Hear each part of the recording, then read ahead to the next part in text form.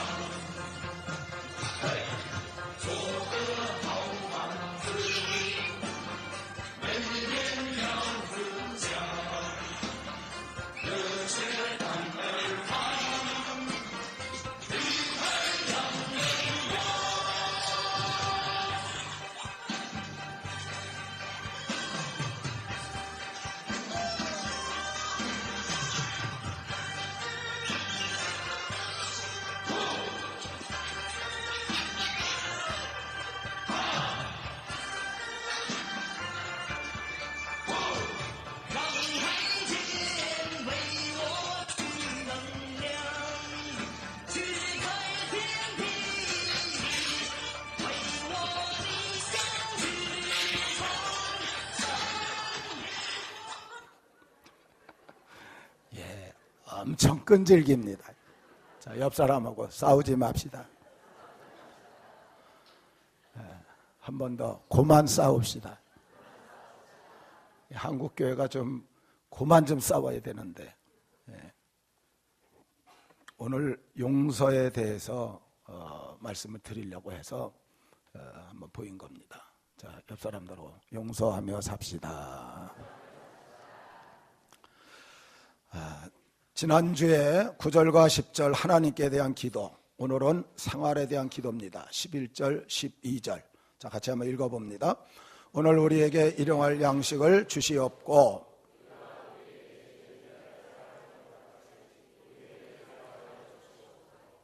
네, 아멘. 9절과 10절은 하나님께 대한 기도라 그랬어요. 그래서 하나님의 이름을 거룩히 여기고 나라가 임하시고 뜻이 이 땅에 이루어지기를 위해서 기도했습니다. 근데 하나님께서 자신만 위해서 기도하라고 하지 않으셨어요.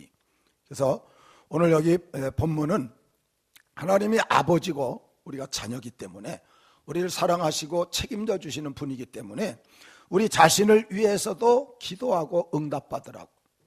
그래서 우리에게 일용할 양식을 주시고, 육신적인 부분이 죄에 대해서 용서하고 용서받고, 영적인 부분이, 사랑하는 성도 여러분, 하나님께 기도하면서 육신적, 영적 다 문제를 해결받고 은혜 가운데 사시기를 주의 이름으로 축원합니다.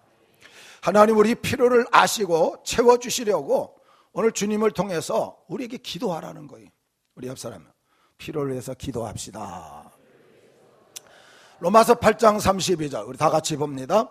자기 아들을 아끼지 아니하시고 우리 모든 사람을 위하여 내주시니가 어찌 그 아들과 함께 모든 걸 우리에게 주시지 아니하겠느냐. 아멘. 여러분, 하나님께서 아들 예수 그리스도를 우리에게 주셨어요. 십자가에 못 박아 죽었어요. 희생시키고, 아들을 희생시키고 우리에게 죄를 용서해 주시고 구원을 주시고 천국의 영생 복락을 주시고 이 세상에서 얻을 수 없는 제일 큰 복을 우리에게 허락해 주셨는데, 나머지 우리 생활하면서 필요한 그런 부분들을 어찌 안 주겠느냐, 그거예요.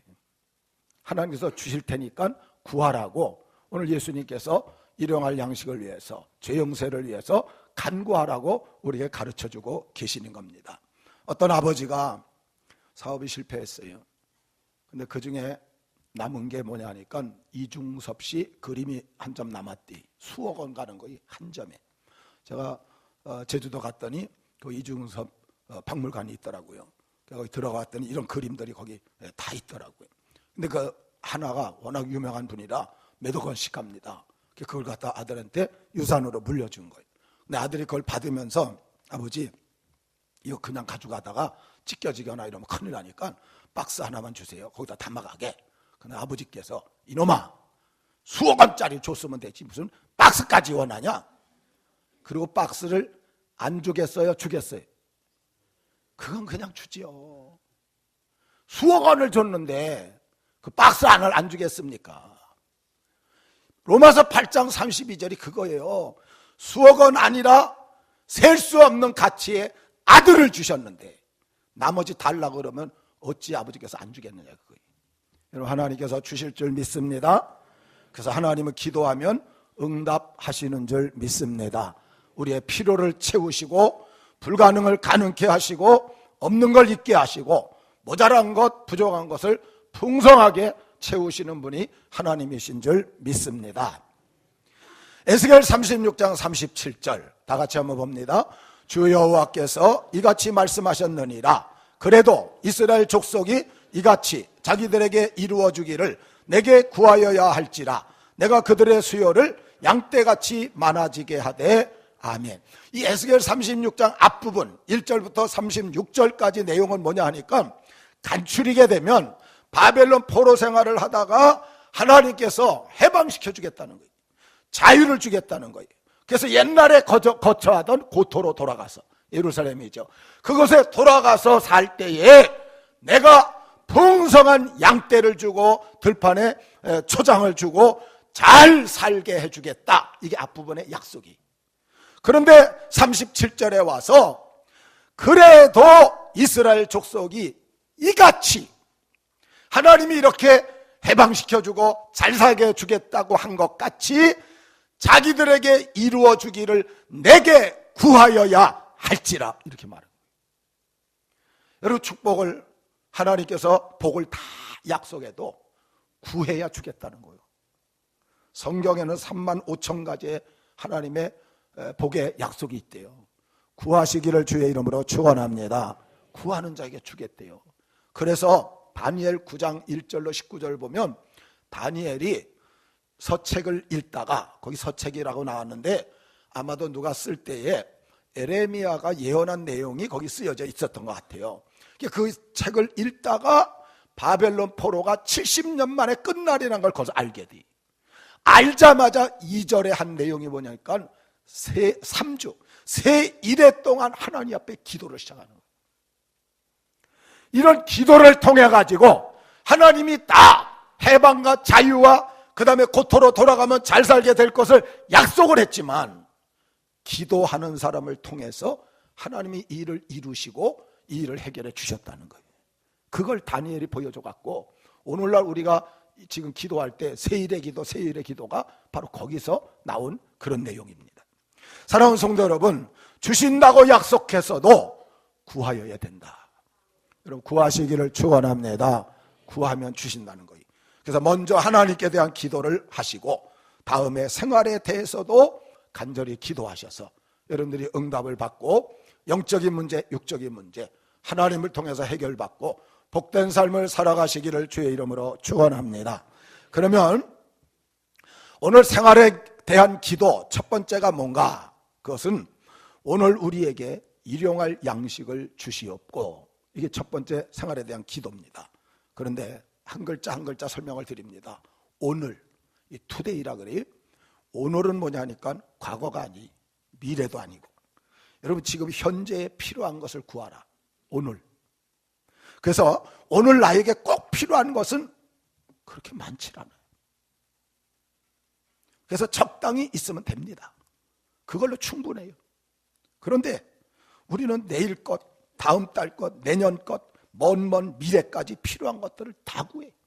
그러다 보니까 굉장히 많은 게 필요해지고 많은 걸 구하게 되다 보니까 욕심 사나운 모습, 이기주의적인 인본주의적인 모습이 될 때가 많다는 거예요. 일용이면 되는데 일용은 하루에 사용하는 건데 하루에 사용하는 거면 되는데 100년, 만년 살 것을 구하다 보니까 이게 우리에게 있어서는 문제가 되어지는 것입니다. 두 번째, 오늘 그 다음에 누구에게? 우리에게. 여러분 기도할 때 나와 내 가족만 위해서 기도하지 마시고 다른 성도들을 위해서도 기도하시기를 바랍니다. 구역원들을 위해서도 기도하고 기관을 위해서 기도하고 잠깐 우리 우리라는 이 말은 주님 기도문의 특징, 연합성. 나 혼자가 아니고 우리 함께 다 같이 하나님의 응답을 누리며 살고자 기도하는. 그래서 나 자신에게만 필요한 걸 구하는 게 아니, 함께 어울릴 수 있는 우리들 모두를 위해서 기도하라는 그런 주님의 뜻입니다. 실제 어떤 면에서 나 개인에게 필요한 건 사실 별거 없어요. 근데 우리로 범위를 넓혀가면 이게 점점 커져가게 됩니다. 여러분, 얼마나 커집니까? 가정, 이웃, 직장, 사업, 교회, 사회, 국가, 그리고 전 세계까지 범위를 넓혀갑니다. 그렇잖아요. 저도 이틀 전인가 하나님께 기도하면서 나라와 민족의 죄를 위해서 기도했어요. 그래서 이 나라의 우상 숭배하는 죄악과 부정부패 비리와 또 여러 가지 문화적인 방탕과 타락의 문화들, 동성애, 성평등 이런 것들을 갖다 용서해달라고 기도하는데 내 머릿속에 확 스쳐가는 게 뭐냐니까 내가 나라를 살리는 일을 하고 있구나. 이게 이렇게 쭉 지나가는 거예요. 여러분, 이 나라 죄악이 용서받으면 이 나라가 살아날 줄 믿습니다. 그러니까 그걸 죄를 내가 회개하고 있는 거예요. 이게 우리 나를 위해서 내 가정만, 내 자녀만, 그게 아니고 성도를 위해서, 이웃을 위해서, 나라 민족 세계 선교를 위해서, 이게 다 우리 안에. 그러므로 여러분, 이렇게 우리로 말하게 되면 필요한 게 점점 많아지는 거예요. 범위가 점점 넓어지는 거예요. 오늘 주님이 우리에게 이렇게 기도하라고 가르쳐 주셨어요. 사랑하는 성도 여러분, 범위를 좀 넓혀가면서 기도하시기를 주의 이름으로 축원합니다. 그럼 하나님께서 주신다는 거예요. 여러분, 교회 위에서도 기도하시기 바랍니다. 이웃을 영혼 구원해서 기도하시기 바랍니다. 나라 민족과 세계 선교에서 기도하시기 바랍니다. 이게 다 우리라는 거예요. 2001년도에 저쪽 교회예요. 저쪽에 건축을 하고 그러고 나서 빚이 좀 있어서 그래서 작정을 했습니다. 그때 저희 가정이 3천만 원을 작정했어요. 돈 하나도 없었어요. 그냥 믿음으로 작정하고 하나님 앞에 기도하기 시작했어요. 하나님, 이건 나를 위한 게 아니고 교회를 위한 거니까 하나님 들어주십시오. 막 철회를 하고 또 산에 가서 기도하고 잠깐 몇 달 동안 했는데도 길이 안 보였어요. 우리한테 3천만 원이 나올 길이 없었어요. 근데 어느 날 우리 집사람이 저한테 그러는 거예요. 여보, 내가 암보험을 조그만 거 하나 들어놨는데 암이 걸리면 한꺼번에 돈이 몇 천이 나온대. 그러니까 나 암 걸리게 기도해줘. 그래서 돈 받아서 헌금하고 그리고 치료받게. 여러분, 얼마나 끔찍한 일이에요. 에이, 안 돼. 어떻게 그렇게 그냥 막 좀 소름이 끼치듯이 그래서 그냥 그런 게도 하지 말라고 이랬어요. 근데 또 며칠 지나더니 그 얘기 또 하는 거예요. 그래서 안 된다고. 한 3번 정도 저한테 얘기해서 안 된다고 그랬어요. 그렇잖아요. 여러분, 아내가 그렇게 암 걸려서 그 돈 갖고 건축 헌금하고 아픈 아내 그렇게 하는 게 남편으로서 좋겠습니까? 그런데 우리 이제 에스라 성경 연구 모임이라고 우리 한 10가정 정도가 모입니다. 한 달에 한 번씩. 거기를 갔어요. 그럼 거기서 이제 한 분이 이제 특강을 하고 그다음에 교회별로 돌아가면서 기도 제목을 내요. 그리고선 한두 가정씩 이렇게 집중 같이 기도를 해줍니다. 근데 거기서 우리 집사람이 그 얘기를 또 한 거예요. 내가 건축하면 3천만 원 했는데 드릴 길이 없으니까 날 위해서 기도해달라고. 그러니까 사람들이 알았어요, 기도해줄게 하는데 이렇게 기도해달라고 하면서 내가 암보험 조그만 거 들었는데 암 걸리게 해달라고. 그래서 암 걸리면 돈 받아서 헌금하려고 그런다고. 그 다음에 치료받게 기도해달라고. 근데 옆에 있던 이종식 목사님이라는 분이 사모님, 그런 기도 하지 마세요. 그 얼마나 끔찍한 기도인데요. 하지 마세요. 아니, 목사님, 우리는 드릴 길이 없어요. 이것밖에. 뭐 또 다른 길이 전혀 없어요. 그래도 그거 하지 마세요. 큰일 날 일이에요. 할 수가 없는데 어떻게 해요? 그랬더니 그 목사님이 그러는 거예요. 내가 한번 알아볼게요. 이러는 거예요. 우리 집사람이 진짜요? 진짜요? 3번이나 묻더라고. 그러니까 알았어요, 제가 알아볼게요. 근데 여러분, 놀라운 일이 생겼어요. 며칠 후에 전화가 왔어요. 지금 교회 찾아가겠대. 그 목사님 그 오시라고.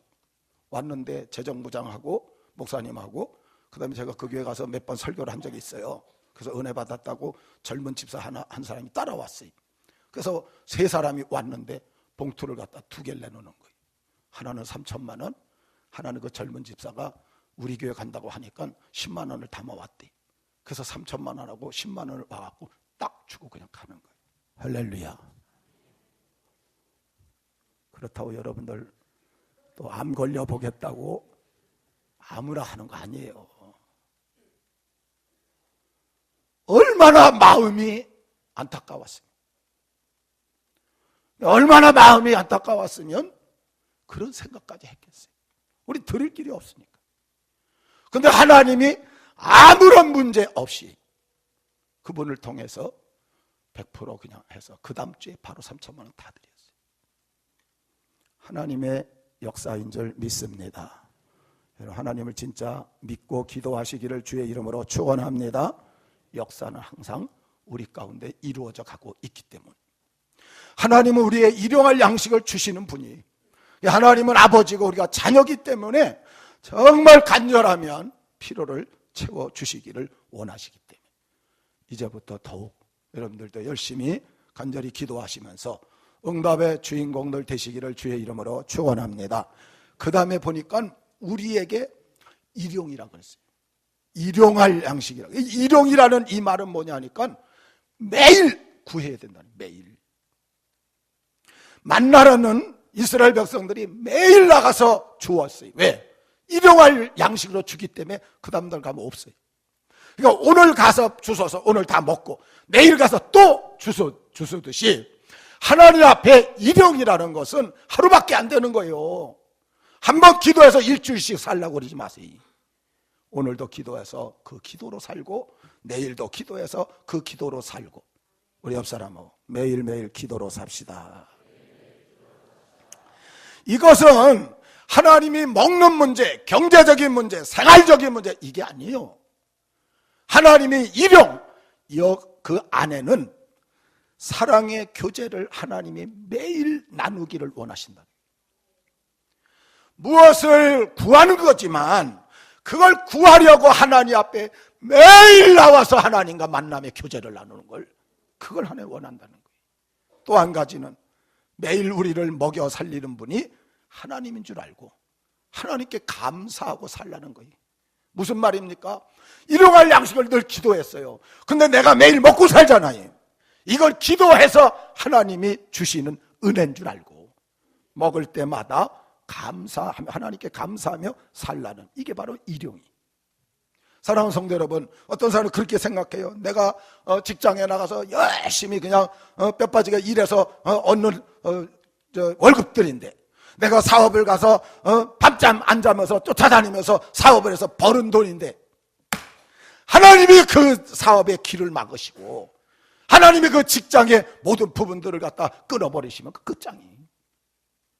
결론은 매일 기도로 살아서 하나님과 교제도 나누고 이렇게 내가 얻는 것들도 하나님의 은혜인 줄 알고, 그래서 하나님 앞에 감사하며 살라고, 그래서 일용이기 때문에 매일 구해야 된다는 것을 우리에게 알려주고 있는 겁니다. 여러분, 하루에 우리 교회에서 3번씩 해요. 아무 때나 시간 있는 대로 나와서 여러분들이 매일매일 기도하며 하나님과 교제하고 하나님께 감사하며 사시기를 주의 이름으로 축원합니다. 여러분, 농사를 짓는 농부들이 씨를 뿌리고 김매 주고 비료를 주고 약을 치고 피를 뽑아주면 다 잘 되느냐? 아니에요. 바람도 적당히 불어줘야 돼요. 비도 적당히 내려야 돼요. 여러분, 비가 너무 많이 오게 되면 다 썩어버려요. 너무 안 오게 되면 타버리게 되지. 햇볕도 마찬가지예요. 너무 쬐게 되면 다 말라 비틀어 버리잖아요. 또 햇볕이 너무 없어지면 죽정이가 돼버려요. 그러니까 환경적인 이 부분을 하나님이 다 주관하니까 매일 사업을 하든 직장을 다니든 상관없이 학교를 가든 무슨 일을 하든 이건 하나님의 은혜 없이는 안 된다.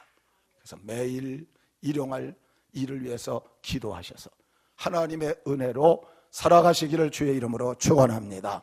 인간의 힘으로만은 살 수 없는 거예요. 우리 삶 자체가 하나님 은혜 없이 살 수 없기 때문에 매일매일 기도하는 것을 오늘 예수님을 통해서 하나님이 우리에게 가르쳐 주신 것입니다. 그 다음에 일용할 양식이라는 것은 생활의 모든 필요, 먹는 것만 말하는 게 아니. 우리는 생각할 때 일용할 양식, 그러면 뭐 새끼 밥 먹는 거 뭐가 뭐 구할 게 뭐가 있느냐, 그게 아닙니다. 생활에 필요한 모든 것. 여기 일용할, 이거는 에피우시온이라고 하는데, 일용할 혹은 내일에 필요한, 이것은 세상 살아가는데 필요한 육신의 필요를 구하는 거예요. 그래서 세상 물질이라도 필요는 반드시 하나님께로부터 채워진다는 신앙을 전제하고 그래서 구하라는 거예요. 사랑하는 성도 여러분, 일용할 양식을 주시옵고, 이 말은 뭐냐 하니까 그 일용할 양식, 우리 생활에 필요한 모든 것들은 하나님이 주관하신다, 하나님이 우리에게 주시는 분이다, 이게 전제되어 있다는 거예요. 사람 보고 살지 마시고 하나님 보고 사시기를 바랍니다. 그게 하나님께 기도할 수 있는 성도의 자세가 되기 때문에. 루터는 이 일용할 양식을 이렇게 설명했어요. 생명 유지를 위해 필요한 모든 음식, 건강, 날씨, 집, 가정, 아내, 자녀, 좋은 정부, 평화, 그래서 의식주, 자녀의 진로, 사업의 번창, 우리 삶의 생활에 나가는데 필요한 모든 것이 이게 다 일용할 양식이 되어진다는 그런 말씀입니다. 여러분, 아까 말씀드렸어요. 오늘 우리에게 할 때 이 우리의 범위가 넓어지면 우리가 강구할 것이 많아지고, 이것도 하나님 주시겠다는 거예요. 나를 위해서 하는 것들은 욕심 사나워 지지만 우리를 위해서, 교회를 위해서, 이웃을 위해서, 나라 민족을 위해서, 세계 선교를 위해서, 이건 하나님이 기뻐하는 그런 기도라 예수님을 통해서 가르쳐 줬다는 거예요. 마찬가지로 일용할 양식을 주옵시고도 또 마찬가지입니다. 나와 내 가정만 하게 되면 얼마 안 돼. 근데 이웃을 위해, 직장을 위해, 사업을 위해, 교회를 위해, 사회를 위해, 세계를 위해, 여러분 어떤 면에서 내가 고아원을 도면 고아원을 위해서, 또 선교를 갖다가 이렇게 돕고 선교를 위해서, 뭐 해외 건축을 하면 건축을, 그런 범위가 점점 넓어가는데 이게 다 일용할 양식 속에 들어있다는 거예요. 오늘 주님이 이 기도를 가르쳐 주신 거예요. 사랑하는 성도 여러분, 나와 내 가정만 위해서 기도하고 살아가는 사람은 우물 안의 개구리, 항상 갇혀 사는 인생이 거기서 끝나버리면 안 돼. 이제 벗어나서 이웃을 위해서도, 교회를 위해서도, 나라와 민족을 위해서도, 세계 선교를 위해서도 그렇게 기도하고 그렇게 필요를 간구하셔서 하나님 앞에 귀하게 쓰임 받으시기를 주의 이름으로 축원합니다. 조지 뮬러는 여러분들이 잘 압니다. 독일 사람이 영국에 유학을 갔어요. 공부를 갖다 하면서 영국의 어려운 형편들을 다 보고 그리고 왔어요. 왔는데 하나님께서 그 마음에 자꾸만 감동을 주는 거예요. 그래서 거절하다 결국 선교사로 영국을 건너가갖고 브리스톨이라는 지역에 가갖고 고아원을 하는 거예요. 그래서 거기서 얼마나 했느냐? 60년을 했어요. 그래서 고아들을 갖다가 뭐 수천 명을 키우고, 그러니까 돈이 얼마나 들었느냐 하니까 조지 뮬러 책에 5만 번 기도에 5억 불을 받았었다고. 5억 불이면 뭐 그냥 약으로 1200원 이렇게 치게 되면 6천억 원을 받았었다는 거예요. 그래서 고아들을 다 키울 수가 있었던 거지. 그래서 기자가 와서 물었대요. 이 조지 뮬러는 그 고아들을 키우면서 돈이 뭐 없거나 먹을 것이 떨어지거나 이러면 사람을 찾아간 적이 단 한 번도 없다는 거예요. 그래서 어떻게 그 돈이 그렇게 많이 들어가는데 그 돈을 갖다 다 얻어서 썼느냐고 그랬더니 따라오라 그러더니 어떤 방으로 이렇게 들어가면서 이 방에서 다 돈 받은 방입니다. 이문을 열어봤더니 아무것도 없어요. 거기에 방석 하나만 딱 있더래요. 여기 아무것도 없는데 들어오시라고. 그래서 가더니 방석 앞에 가더니 이 방석이 돈방석입니다. 봤더니요, 방석이 있는데 무릎 꿇은 앞 그 자리가 방석에 구멍이 뚫어져 있더래요. 얼마나 거기 가서 무릎을 꿇었든지 그게 구멍이 나버렸는데 거기서 하도 응답을 받으니까 이걸 치우질 않고 계속 거기 가서 기도하고, 그러면서 이런 말을 했대요. 이 구멍이 돈구멍입니다. 여러분들의 그런 자리가 있기를 주의 이름으로 축원합니다. 그래서 아무도 안 찾아가 이분은. 문제가 있으면 거기 가서 엎드려서 기도하면 누군가 보내주는 거야. 누군가 가져오고, 먹을 게 없으면 누가 앞집에 빵차가 와서 빵을 주고 가고, 막 이런 일이 막 벌어지. 하나님 살아계심을 믿으시기를 축원합니다. 기도하며 삶의 필요를 채워주시니 우리가 욕심은 버리되 우리에게 필요한 것 범위를 넓혀가면서 여러분 영육간의 필요를 하나님께 아래서 하나님께 받고 하나님과 매일 교제하면서 하나님께 감사하며 사는 복된 성도들 되시기를 주의 이름으로 축원합니다. 그 다음에 우리가 우리에게 죄 지은 자를 사하여 준 것 같이 이렇게 말했어요. 그래서 여기는 죄인데 이제 영적인 부분이 누가복음 11장 4절에 주님 가르친 기도가 하나 나와요. 거기에는 하말티아 이렇게 나옵니다. 그거는 도덕적인 죄를 말해요. 근데 오늘 본문의 원어는 오페이레마타, 이것은 뭐냐 하니까 경제적인 용어예요. 빚이나 부채. 그래서 왜 누가복음에는 도덕적인 죄로 나오고 여기는 빚이나 부채로 나왔느냐? 어떤 것이든지 다 용서해 주라는 거예요. 그게 무슨 종류인지 따지지 말고 자관 우리가 우리에게 죄 지은 자는 사하여 주라고 그렇게 말씀하는 거지. 사랑하는 성도 여러분, 이것저것 따지지 말고 용서하고 사시기를 바랍니다. 용서하고 사셔야 돼요. 마태복음 18장 23절로 35절에 보면 1만 달란트 빚진 자가 왕을 찾아와서 제발 갚을 수 길이 없으니 용서해 달라고 했더니 탕감을 해줬대. 1만 달란트면 셀 수 없는 돈이에요. 1달란트가 6천 데나리온. 그런데 이 사람이 100데나리온, 그러니까 한 3달치 월급 정도 빚진 자를 가서 멱살을 잡고 돈 내놓으라고 안 주니까 감옥에다 가져버렸어요. 거기에 보면 그래요. 동관이 그 같은 관리 중에 한 사람이 그게 아주 싫어갖고 가서 고해받쳐갖고 나중에 다시 불러다가 감옥에 가두게 되는 이런 일이 벌어집니다. 사랑하는 성도 여러분, 이 내용이 무슨 말입니까? 우리는 이미 하나님께 모든 죄를 용서받았다는 거예요.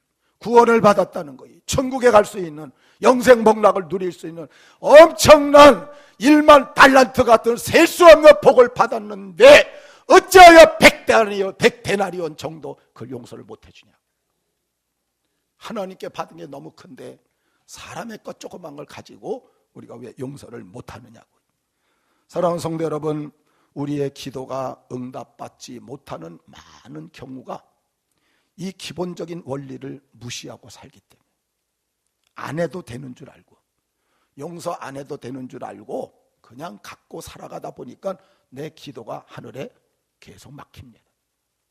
올라갈 수가 없는 그런 모습이 되어지는 거지. 오늘 우리가 이웃을 용서하지 못한다면 우리도 용서받지 못한다는 거예요. 너희가 용서하지 않으면 너희가 용서받을 수 없다고 얘기하기 때문에. 그럼 왜 우리가 용서하지 못하고 살까요? 자, 첫 번째 다 같이 읽습니다. 성부의 성자 예수님 보낸 사랑과 주님 십자가의 용서의 은혜와 성령에 감동하여 믿음 갖게 하신 축복을 잊고 살기 때문이에요. 여러분, 성부 하나님이 성자 예수님을 이 땅에 보내서 십자가에 죽게 하셨잖아요. 하나님의 세상을 이처럼 사랑하사 독생자를 주셨으니 그 예수님이 와갖고 우리 죄 때문에 죄의 싹이 사망이라 내가 죽어야 되는데 대신 십자가에 죽어주신 그 은혜가 있잖아요. 그리고 성령께서 감동해서 우리가 믿음을 갖고 주님을 영접하고 하늘 소망으로 삼게 하셨는데 이 엄청난 은혜를 잊고 산다는, 소홀히 하고 살기 때문에 남을 용서 못한다. 두 번째로 다 같이요, 용서하라는 말씀에 순종할 자세가 부족하기 때문에. 용서하라고 성경에 계속 얘기하는데도 내가 순종할 자세가 부족해. 세 번째 다 같이요, 용서를 위해 충분히 기도하지 않았기 때문입니다. 아무리 상처가 아파도 예리해도 기도하면 용서되는 넉넉한 여유를 주시는 하나님의 기적을 체험하게 됩니다. 덜 기도해서 그랬다. 더 많이 기도하면 나중에 마음이 풍성해져 갖고 이제는 다 용서할 수 있는 넉넉함이 생기는데 적당히 하고 나가다 보니까 내 마음도 다 풀어지지 않아서 결국 삼위 하나님의 은혜와 말씀에 대한 불순종과 내가 기도가 부족해서 그래서 결국은 용서하지 못하고 살아가고 있다는 그런 말씀입니다. 여러분, 내가 용서를 받았으니 남을 용서하면서 하나님과 사람을 향하여 누릴 수 있는 마음의 당당한 평화를 갖는 것, 이게 관계의 평화예요. 자, 옆 사람 보시고 용서하겠습니다. 진짜 용서하며 사시기를 바랍니다. 그래야 관계가 편안해진다는 거예요. 왜 그렇습니까? 아무리 잘 먹고 잘 살아도 인간관계가 왜곡되고 갈등과 미움, 분쟁, 어려움이 생길 때 상처와 아픔을 겪게 되면 살 맛이 안 나는 거예요. 늘 마음에 부딪히고 꺼리게 되고 그러면 편안치 못한 거죠. 그래서 주님은 관계의 평화가 행복을 위해서 너무 중요하니까 오늘 다른 사람 죄를 용서해 주라고. 여러분, 이것은 내 죄를 용서받기 위해서도 용서해 줘야 되지만 이 사람과 관계가 내가 삶을 행복하게 사는데 너무 중요한 거예요. 그러니까 용서를 하면 마음과 마음이 풀어지게 되면 서로 만나도 서로 편안하게 행복하게 그래 살아갈 수 있는 관계가 만들어지기 때문이라는 그런 말씀입니다. 어느 시골에서 웃집 아랫집 그 담 하나 사이에 놓고 초가지붕에 살고 있는 두 가정이 있었대요. 근데 어느 날 아랫집 아이가 보니까 자기 집 닭이 윗집 거기 들어가 갖고 거기서 알을 낳더래. 그래서 엄마한테 얘기했습니다. 엄마, 우리 닭이 저 이웃집에다 알 낳았어. 그래서 이 엄마가 가서 문을 두드리니까 이웃집 아줌마가 나왔어요. 우리 닭이 여기 알을 낳았다 그랬는데 달라고. 그랬더니 이 이웃집 아줌마가 시치미를 딱 대고 그런 일 없다고. 아, 우리 애가 봤다고 그러는데 그것도 잘못 봤겠지. 이러다가 옥신각신하다가 싸움이 벌어진 거예요. 그래서 서로 그냥 머리끄덩이를 잡고 막 왔다 갔다 하는데 이웃집 그 남편이 그 이웃집에서 벌어진 일이니까 밖으로 시끄러우니까 나와서 보니까 이게 둘이 그냥 막 싸우고 있으니까 이렇게 말리면서 아랫집 그 아주머니를 갖다 좀 지어박는 거예요. 왜 그러냐 하면서 자기 부인을 슬쩍 밀고 이쪽에는 이렇게 하면서 막. 그런데 아랫집 그 남편이 창문으로 부인끼리 싸우니까는 그때는 가만히 있었어요. 근데 남편이 나왔는데 보니까 일부러 이거 하는 게 보인 거예요. 그러니까 뛰나와 갖고 자기도 반대편에서 말리면서 우집 부인을 갖다 막 이렇게 치니까 나중에 그냥 남편끼리 싸움이 벌어져 갖고 치고받고 그냥 막 피가 나고 엎어지고 뒤집어지고 원수가 돼서 헤어졌잖아요. 그런데 달걀 뺏긴 아랫집 아줌마가 분이 안 풀렸어요. 밤 12시 넘어가고 1시 다 됐을 때 몰래 돌아가고 그 윗집에다 불을 내버린 거예요. 그리고 와서 돌아왔어요. 그러니까 불이 그때 다 잠들었는데 불이 확 올라오니까 그때서야 그냥 불났다 해갖고 그래서 이 아랫집 사람도 아닌 척하고 나와서 바라보는데 온 동네 사람들이 막 옛날에 그랬잖아요. 양동이 들고 막 그냥 들고 뛰는데 바람이 확 그냥 부는데 이게 그냥 아랫집까지 옮겨 붙어갖고 두 집이 홀랑 타버려. 우리 옆 사람하고 제발 그러지 맙시다. 용서하며 사시기를 바랍니다. 용서하며 사셔야 돼요. 같이 상처받고 같이 힘들고 같이 망하는 길이기 때문에. 그러면 우리가 어떻게 기도해야 그런 상대방을 용서할 수 있을까? 여러분, 마음에 상처 주고 힘들게 하고 고통스럽게 하고 밤잠 못 이루게 하고 그 사람을 용서한다는 게 쉽습니까? 쉽지 않아요. 이런 방법을 쓰셔야 돼요. 첫째, 다 같이요. 하나님의 은혜의 도우심을 구해야 합니다. 내 힘으로 안 돼요. 하려고 하면서 안 돼요. 근데 하나님께 은혜를 구하면 은혜 주시면 내 마음이 풀어질 줄 믿습니다. 그럼 그때 길이 열리기 시작하는 거예요. 그것만 하면 안 돼요. 두 번째, 다 같이요. 내 잘못도 용서를 구해야 합니다. 여러분, 어떤 관계가 어그러지게 되면 이렇게 보세요. 마주치지 않으면 소리 나는 법 없어요. 이건 절대 소리가 안 나요. 내 잘못도 있어요. 상대방 잘못만 있는 게 아니라는 거예요. 그래서 하나님 앞에 은혜를 구하고 내 잘못을 용서해 달라고 기도하고. 세 번째, 다 같이요. 상대를 축복해 주는 기도를 해야 합니다. 진짜요. 마음에 들든 안 들든 상대방 축복해 주세요. 저도 목회를 30년을 넘게 하다 보니까 교인들 별의별 일들이 다 있죠. 가슴 아프게 하고 힘들게 하고 어렵게 하고. 그럼 제가 그런 분들 위해서 뭐라고 기도해요? 팔다리가 그냥 부러져서 정신 좀 차리고 이러고 기도해야 되겠어요? 제가 이렇게 기도해요. 하나님, 저분이 잘 되게 하셔서 내게 신경 좀 끊게 하소서. 그렇게 기도해요. 잘 되게 하셔갖고 내게 신경을 끊게 해달라고. 그래서 진짜 잘 되면 별로 이런 가졌던 그런 부분들이 다 사라져요. 따라하세요. 잘 되게 하셔서 신경 좀 끊게 해주세요. 축복적으로 기도를 하라는 거예요. 망하게 하지 말고. 네 번째 다 같이요. 화해의 기도를 해야 합니다. 용서할 마음이 풍성한 상황에서 만나면 용서할 수 있습니다. 그래서 화해 기도를 해야 돼요. 또 저의 마음도 열어주시고 같이 만날 때 악한 사탄 틈타지 못하도록 화해할 수 있도록. 용서할 마음이 풍성해지면 만나서 얼마든지 그걸 풀어갈 수 있다는 그런 말씀이에요.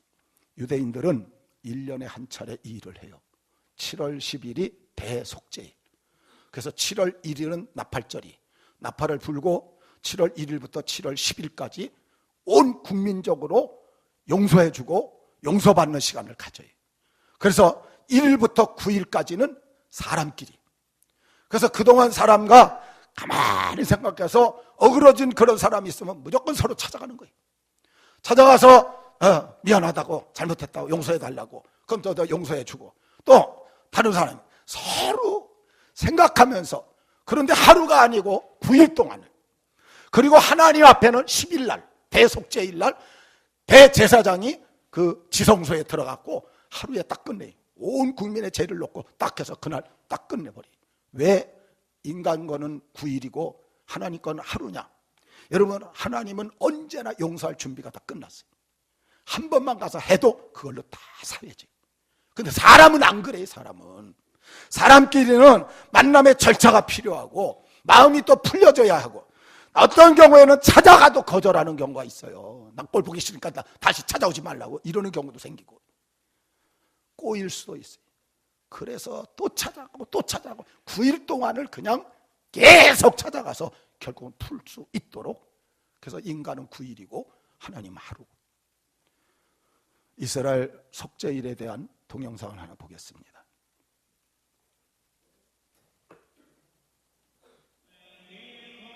이스라엘에서 가장 성스러운 날 대속죄일은 성경력 티시레이 달 열흘째 날로 모든 유대인들이 25시간 동안 금식하며 자신의 죄를 하나님 앞에 회개하는 시간입니다. 이날에는 모든 가게와 공항이 문을 닫고 차량 통행조차 금지되어 고속도로를 포함한 모든 도로가 통제됩니다. 성경에서는 티시레이 달 첫째 날에 나팔을 불어 회개를 촉구하고 열흘째 날인 대속죄일에 대제사장이 성전의 지성소로 들어가 하나님 앞에서 이스라엘 백성의 죄를 회개합니다. 이 사이에 열흘 동안 유대인들은 서로에게 용서를 구하고 용서하는 시간을 갖습니다. They're called the 10 days of repentance. It's a time of going through ourselves. It's a very personal thing. And saying, how did I act to my wife, to my family, to my community, to my people, to my nation? Am I there for other people? Do I care for other people? That's the essence of these days, days that we want to draw closer to God. 유대인들에게 용서의 큰 의미를 지닌 이 기간을 활용해 사과 편지를 나눠주는 기독교인들이 있습니다. 천여 년 동안 기독교인들에게 받은 핍박 때문에 굳게 닫혀버린 유대인들의 마음을 열고자 전 세계에서 찾아온 사람들 30여 명이 예루살렘, 텔아비브, 부엘세바, 가자 국경 지역 등 이스라엘 전역을 다니며 용서를 구했습니다. Shalom, shalom. It's our letter for you. 아버지여 저들을 용서하여 주옵소서. 저들은 자기들이 무엇을 하는지를 알지 못합니다라고 십자가 위에서 말씀하신 거잖아요. 우리 교회가 알든 모르게든 이 유대 민족에게 행한 과거의 그러한 일들이 하나님의 뜻이 아니었구나. 그런데 마치 그것인 것처럼 생각하고 가서 행했던 부분들에 대해서 말을 해달라고 마치 저희들에게 탄원하시는 것 같았죠. 호소하시는 것 같았어요. 예수님의 이름에 온전한 명예의 회복, 그리고 기독교 공동체에 대한 이들에게 온전한 인식이 먼저 반드시 필요하다는 생각에서 이 일을 시작하게 됐습니다. 편지 안에 적힌 예수라는 단어만을 보고 찢어버리는 사람도 적지 않지만 많은 사람들이 감사와 환영의 인사를 건네며 지나갑니다. And we're very happy that you're here supporting us and recognizing it. We're very, very, very touched. It's very, very special. 제사를 드리기 전 형제에게 잘못한 것이 생각나거든 용서를 구하고 오라는 예수님의 가르침을 따라 행해진 사과 행렬이 속죄제물이 되신 예수님을 향한 마음의 문을 여는 밑거름이 되고 있습니다. 예루살렘에서 KRM 뉴스 명영주입니다. 이 일을 시작하는 게 지금 한국 선교사가. 저도 그 책을 갖고 있는데, 잠깐 유럽에서는 유대인들이 예수님을 죽인 그런 민족이라 해갖고 이 중세 시대 때 엄청 미워했어요. 유럽은 다 기독교니까. 그래서 거기서 유대인들 핍박이 엄청 일어났고, 페스트 사건 때도 유대인이 우물에 독 탔다 이래갖고 막 생매장을 시키고 수많은 사람을 죽이고, 그 이란도 독일에서 600만 학살도 그 이란 중에 이루어지는 그 과정들입니다. 유대인들은 기독교인 보면 이를 갈아요.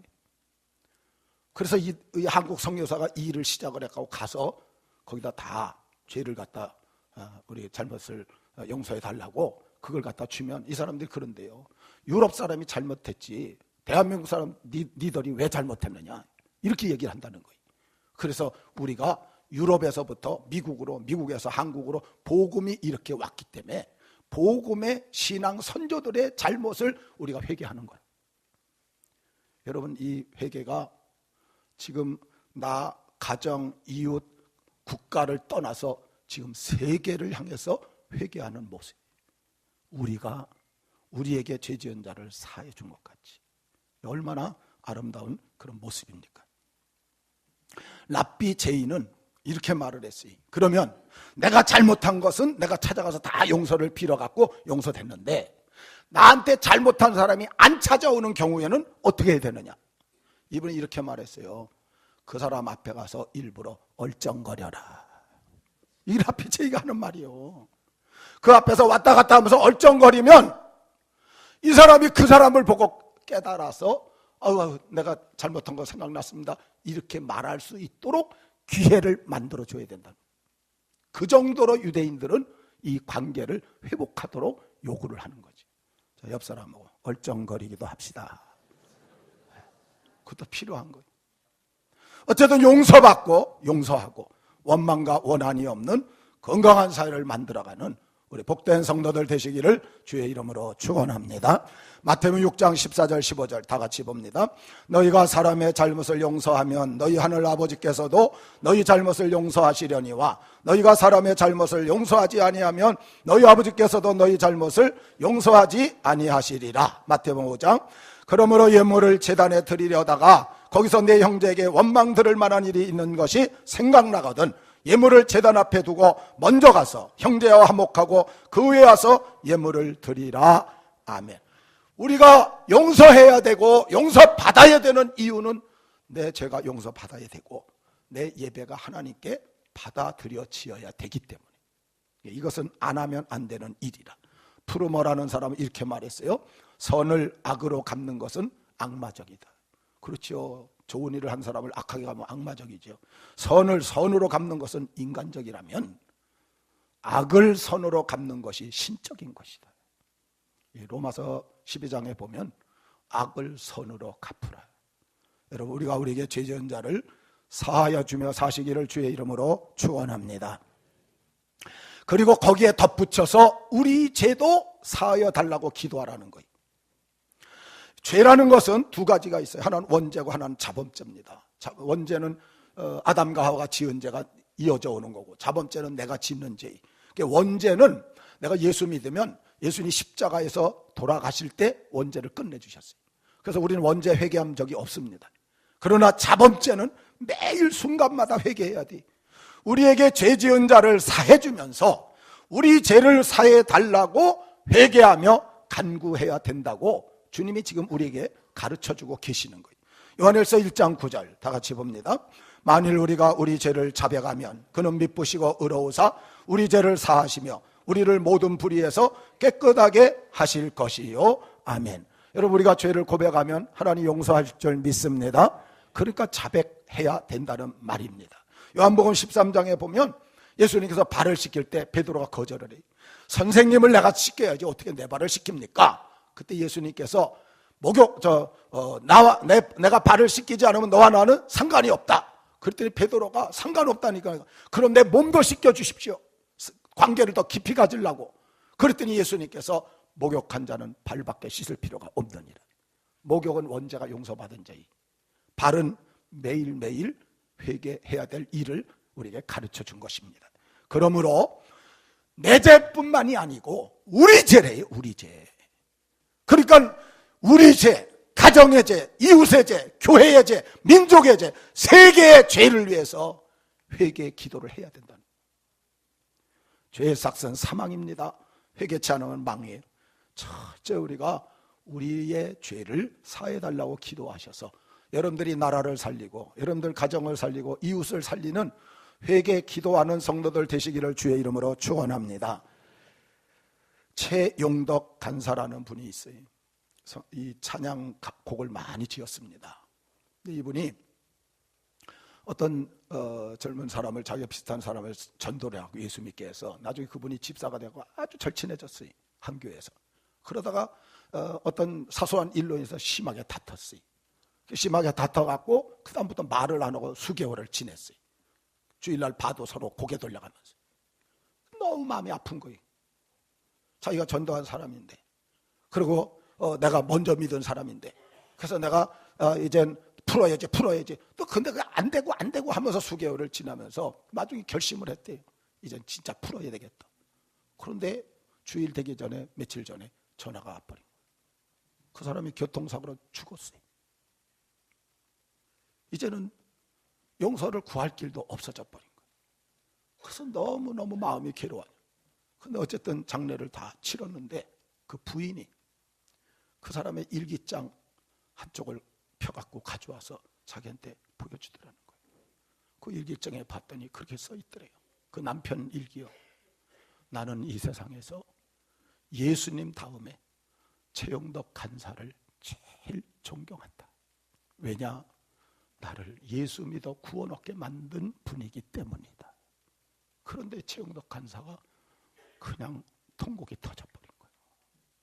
나를 이렇게 존경한다고 하는데, 나 때문에 예수를 믿었는데 풀지도 못하고 소천에서 갔기 때문에 그게 너무 마음이 아파서 그날 밤 아예 가서 철야를 했다고 그래요. 한숨 못 자고 밤에 통곡을 하면서 하나님, 내 이 세속적인 모습을 용서해달라고 울면서 그날 밤을 새면서 그렇게 통곡하며 회개하고 울고 기도하고 그 아침 새벽에 지은 찬양이 내가 먼저 손 내밀지 못하고 내가 먼저 용서하지 못하고 내가 먼저 웃음 주지 못하고 이렇게 머뭇거리고 있네.